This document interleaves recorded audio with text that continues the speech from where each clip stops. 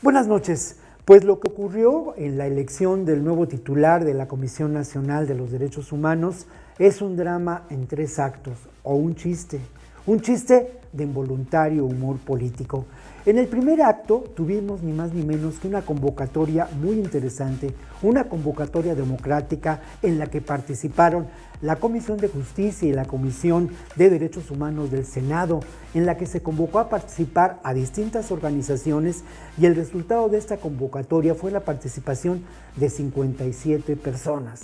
Pero en el segundo acto se hizo la noche, y entonces sí, vimos un espectáculo terrible, doloroso, grotesco, de lo que son los usos y las malas costumbres del sistema político mexicano.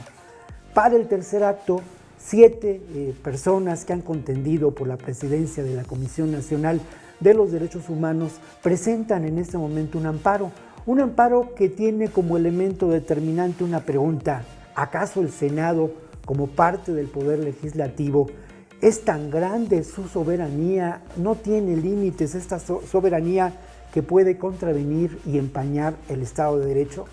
Lo grave de todo esto es que en estos momentos la Comisión Nacional de los Derechos Humanos necesita de una sobrada legitimidad para poder actuar en relación a la crisis de derechos humanos que vivimos en México.